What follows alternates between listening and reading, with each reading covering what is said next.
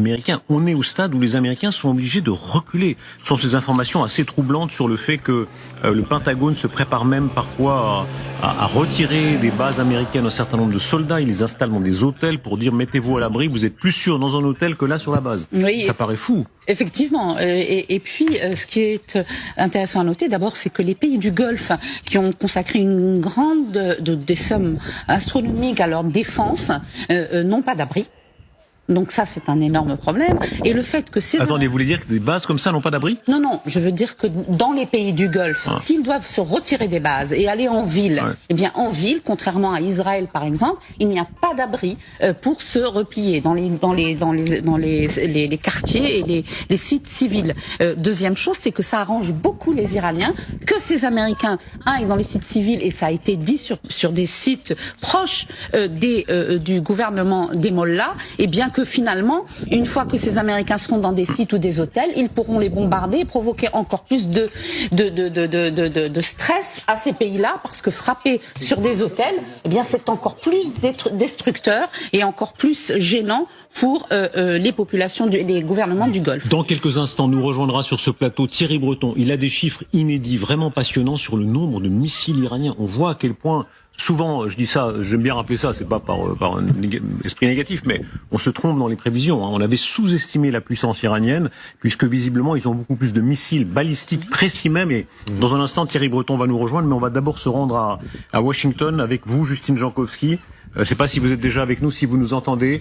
Que dire du choc que ça représente de voir tant de blessés, peut-être 300, 13 morts, je crois, si mon décompte est juste, et ces destructions subies par les États-Unis?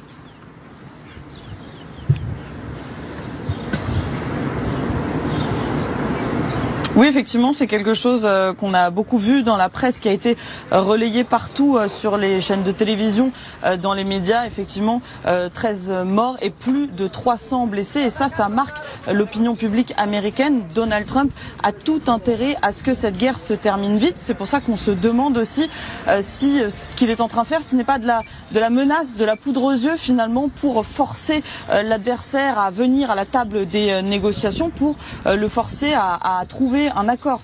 L'impression que l'on a, enfin ce qui domine ici quand on écoute les experts, quand on regarde les médias américains, c'est que Donald Trump est un peu coincé. C'est-à-dire que d'un côté, il ordonne des renforts dans la région, il menace d'un déploiement, et de l'autre, il sait très bien que son opinion publique, pour la majorité, est complètement contre une intervention boots on the ground, des soldats au sol, comme on dit ici. Alors Donald Trump, on ne l'a pas entendu hier, il n'a pas réagi non plus sur l'Iran du week-end. Il a juste partagé une information sur son réseau social, l'information selon laquelle Téhéran autorise le passage de 20 navires pakistanais dans le détroit, mais il n'a pas commenté.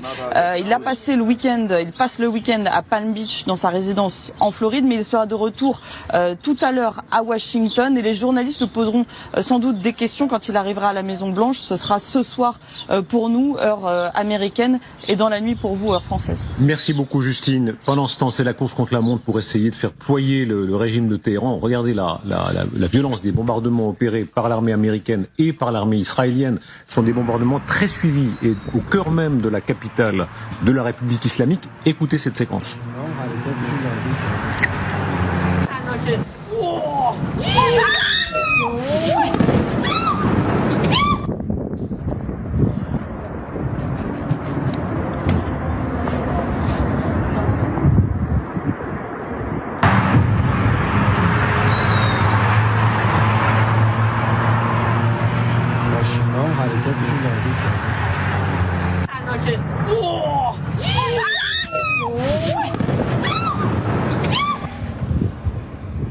Général Richoux, qu'est-ce qu'ils bombardent? Restons bien sur l'image. Qu'est-ce qu'ils sont en train de bombarder encore? Ils ont bombardé Khamenei, ils ont bombardé un certain nombre de réserves de pétrole. Quoi d'autre? Bon, ils continuent à bombarder vraisemblablement les centres de pouvoir, parce que les centres de pouvoir peuvent se réarticuler. Ils restent pas aux endroits qui ont déjà été bombardés. Donc, si les bases d'Aran se sont repliées dans d'autres endroits, j'imagine que le Mossad peut suivre ça et donc continue à pratiquer sa politique d'attrition.